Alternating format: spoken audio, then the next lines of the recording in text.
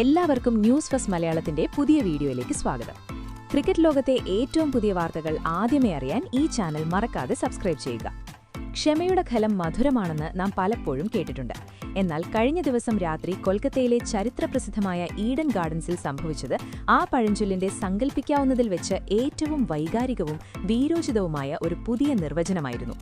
വർഷങ്ങളോളം ടീമിലേക്കും പുറത്തേക്കും വലിച്ചെറിയപ്പെടുകയും നിരന്തരം തന്റെ കഴിവിനെ ചോദ്യം ചെയ്യപ്പെടുകയും ചെയ്ത ഒരു മനുഷ്യന് കാലങ്ങളായി അവൻ അർഹിച്ചിരുന്ന ആ വേദി ലഭിച്ചപ്പോൾ അവിടെ അണപൊട്ടിയത് വെറുമൊരു പ്രകടനമായിരുന്നില്ല, മറിച്ച് സമാനതകളില്ലാത്ത വികാരങ്ങളുടെ ഒരു വേലിയേറ്റം തന്നെയായിരുന്നു. മാൻ ഓഫ് ദി മാച്ച് പുരസ്കാരം ഏറ്റുവാങ്ങാൻ സഞ്ജു സാംസൺ എന്ന പേര് മുഴങ്ങിക്കേട്ടപ്പോൾ ആ മുഖത്ത് നാം എക്കാലവും കണ്ടിരുന്ന ആ ശാന്തമായ പുഞ്ചിരിയായിരുന്നില്ല, മറിച്ച് വർഷങ്ങളുടെ വേദനകൾ അലിഞ്ഞുചേർന്ന കണ്ണുനീർ തുള്ളികളായിരുന്നു തിളങ്ങി നിന്നത്. ഇന്ത്യയും വെസ്റ്റ് ഇൻഡീസും തമ്മിൽ നടന്ന കോടിക്കണക്കിന് ഇന്ത്യക്കാരുടെ നെഞ്ചിടിപ്പ് കൂട്ടിയ ആ ജീവൻ മരണ T20 ലോകകപ്പ് പോരാട്ടം വെറുമൊരു ക്രിക്കറ്റ് മത്സരം മാത്രമായിരുന്നില്ല. 195 റൺസ് എന്ന ഹിമാലയൻ ലക്ഷ്യം മുന്നിൽ കണ്ട് മറുപടി ബാറ്റിംഗിനിറങ്ങിയ ഇന്ത്യയുടെ തുടക്കം അക്ഷരാർത്ഥത്തിൽ ഒരു ദുസ്വപ്നം പോലെയായിരുന്നു. കാണികൾ തങ്ങളുടെ സീറ്റുകളിൽ ഇരിപ്പുറപ്പിക്കും മുൻപേ ഇൻഫോം ബാറ്റർമാരായ അഭിഷേക് ശർമ്മയും ഇഷാൻ കിഷനും കൂടാരം കയറി. സൂര്യകുമാർ യാദവിനും കാര്യമായി ഒന്നും ചെയ്യാനായില്ല. സ്കോർ ബോർഡിൽ വെറും 41 റൺസ് നിൽക്കെ മുൻനിരയിലെ വൻമതിലുകൾ തകർന്നു വീണപ്പോൾ 66,000 പേരെ ഉൾക്കൊള്ളുന്ന ആ കൂറ്റൻ സ്റ്റേഡിയം ഒരു നിമിഷം ശ്മശാനമൂകമായി. ഒരു വലിയ ദുരന്തം മുന്നിൽ കണ്ട് ശ്വാസമടക്കി പിടിച്ചിരുന്ന ആ ഇരുണ്ട നിശബ്ദതയിലേക്കാണ് ഡ്രസ്സിംഗ് റൂമിലെ പടവുകളിറങ്ങി സഞ്ജു സാംസൺ എന്ന പോരാളി ക്രീസിലേക്ക് നടന്നെടുത്തത്. ഇത് വെറുമൊരു ഇന്നിംഗ്സ് ആയിരുന്നില്ല, അയാളുടെ ക്രിക്കറ്റ് ജീവിതത്തിന്റെ തന്നെ വിധിയെഴുതുന്ന സർവ്വവും ഹോമിക്കേണ്ട അഗ്നിപരീക്ഷയായിരുന്നു. നിരന്തരം അവഗണിച്ചിട്ടും സഞ്ജുവിന് ക്ലാസ് ഉണ്ട് പക്ഷേ സ്ഥിരതയില്ല എന്ന് വിമർശിച്ചവരുടെ വാക്കുകൾ അപ്പോൾ ആ കാതുകളിൽ മുഴങ്ങുന്നുണ്ടായിരിക്കണം. അന്ന് പരാജയപ്പെട്ടാൽ ഇന്ത്യൻ ടീമിന്റെ വാതിലുകൾ എന്നേക്കുമായി തനിക്കു മുന്നിൽ അടയുമെന്ന വലിയ സമ്മർദ്ദത്തിന് നടുവിലാണ് അയാൾ ബാറ്റെടുത്തത്.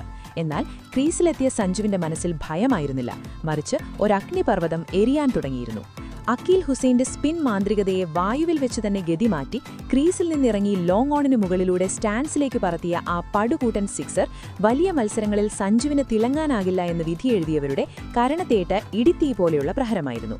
പിന്നീട് ഈഡൻ ഗാർഡൻ സാക്ഷ്യം വഹിച്ചത് ചരിത്രം കണ്ട ഏറ്റവും വലിയ സംഹാര താണ്ഡവങ്ങൾക്കൊന്നിനാണ്. ജെയ്സൺ ഹോൾഡറുടെ 145 കിലോമീറ്റർ വേഗതയുള്ള തീപ്പുരി പന്തുകളെ അതിവിദഗ്ധമായി ലാപ്പ് ഷോട്ടിലൂടെ ബൗണ്ടറി കടത്തിയപ്പോൾ ഗാലറി അക്ഷരാർത്ഥത്തിൽ പ്രാന്തമായി ആർത്തലച്ചു. ഡ്രസ്സിംഗ് റൂമിൽ എപ്പോഴും വികാരരഹിതനായി കല്ലിച്ച മുഖത്തോടെ ഇരിക്കാറുള്ള സാക്ഷാൽ ഗൗതം ഗംഭീറിനെ പോലും സീറ്റിൽ നിന്ന് എഴുന്നേറ്റ് നിന്ന് ആവേശത്തോടെ കൈയടിക്കാൻ പ്രേരിപ്പിച്ച മാന്ത്രികതയായിരുന്നു സഞ്ജുവിന്റെ ബാറ്റിൽ നിന്ന് ആ രാത്രി പിറന്നത്. വെറും 25 പന്തിൽ സ്വന്തം അർദ്ധ സെഞ്ചുറി പൂർത്തിയാക്കിയ സഞ്ജു യാതൊരു വിധത്തിലുള്ള വന്യമായ ആഘോഷങ്ങൾക്കും മുതിർന്നില്ല. പകരം തന്റെ ബാറ്റ് പതുക്കെ ഉയർത്തി കണ്ണുകളടച്ച് ആകാശത്തേക്ക് നോക്കി ഒരു ആശ്വാസത്തിന്റെ ദീർഘനിശ്വാസം ഉതിർത്തു. ഹാർദിക് പാണ്ഡ്യയുടെയും തിലക് വർമ്മയുടെയും പിന്തുണയോടെ 50 പന്തുകളിൽ നിന്ന് 11 അതിമനോഹരമായ ഫോറുകളും 4 കൂറ്റൻ സിക്സറുകളും സഹിതം 97 റൺസ് അടിച്ചുകൂട്ടി സഞ്ജു ഇന്ത്യയെ ചരിത്ര വിജയത്തിലേക്കും സെമി ഫൈനലിലേക്കും കൈപിടിച്ചുയർത്തി.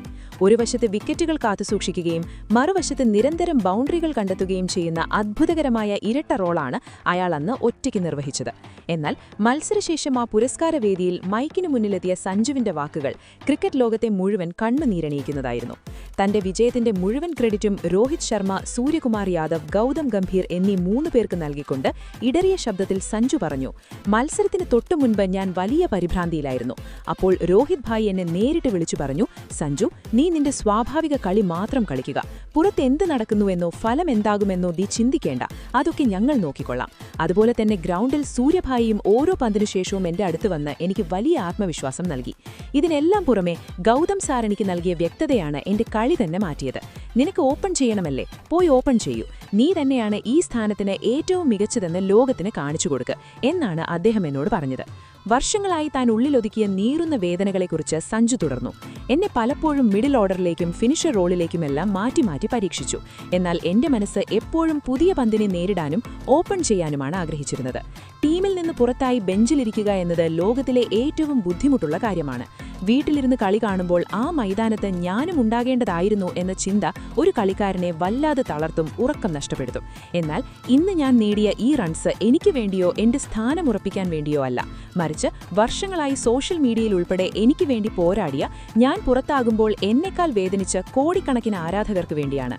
പ്രത്യേകിച്ച് ഞാൻ വീണപ്പോഴെല്ലാം എന്നെ താങ്ങി നിർത്തുകയും നെഞ്ചോട് ചേർത്ത് പിടിക്കുകയും ചെയ്ത എന്റെ സ്വന്തം മലയാളികൾക്കും ഏത് പ്രതിസന്ധിയിലും എനിക്കായി കാത്തിരിക്കുകയും പ്രാർത്ഥിക്കുകയും ചെയ്യുന്ന ചെന്നൈ സൂപ്പർ കിങ്സ് ആരാധകർക്കും ഈ വിജയം ഞാൻ എന്റെ ഹൃദയത്തിൽ നിന്നും സമർപ്പിക്കുന്നു.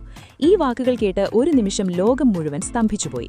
നിരന്തരമായ അവഗണനകളുടെയും ഒറ്റപ്പെടുത്തലുകളുടെയും വേദനകളെ അതിജീവിച്ച് തനിക്ക് ലഭിച്ച സുവർണാവസരത്തിൽ തന്റെ വിമർശകരുടെ വായടപ്പിച്ച ഈ പോരാളിയുടെ കഥ ഓരോ മനുഷ്യർക്കും ഒരു വലിയ പ്രചോദനമാണ്.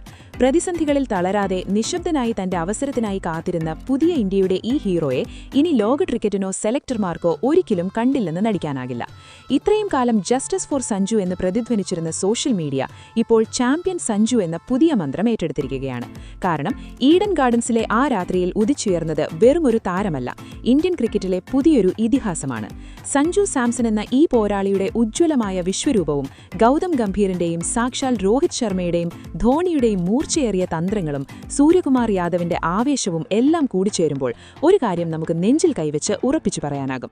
വരാനിരിക്കുന്ന ഈ T20 ലോകകപ്പ് കിരീടം ഇന്ത്യയിലേക്ക് തന്നെ വരും.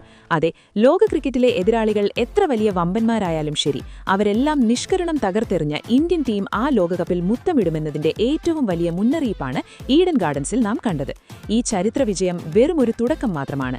ഇനി വരാനിരിക്കുന്നത് ഇതിലും വലിയ വെടിക്കെട്ടുകളാണ്. തീർച്ചയായും നമ്മുടെ സ്വന്തം സഞ്ജു സാംസന്റെ കരുത്തുറ്റ ചിറകിലേറി ഇന്ത്യ ആ വലിയ സ്വപ്നത്തിലേക്ക്, ആ ലോകകപ്പ് കിരീടത്തിലേക്ക് കുതിച്ചെത്തുക തന്നെ ചെയ്യും. ഇതിനെക്കുറിച്ചുള്ള നിങ്ങളുടെ അഭിപ്രായങ്ങൾ എന്തൊക്കെയാണ്? അഭിപ്രായങ്ങൾ താഴെ കമന്റ് ചെയ്യുക. അപ്പോൾ ഇതുപോലത്തെ കൂടുതൽ ക്രിക്കറ്റ് വാർത്തകൾക്കായി ഈ ചാനൽ മറക്കാതെ സബ്സ്ക്രൈബ് ചെയ്യുക.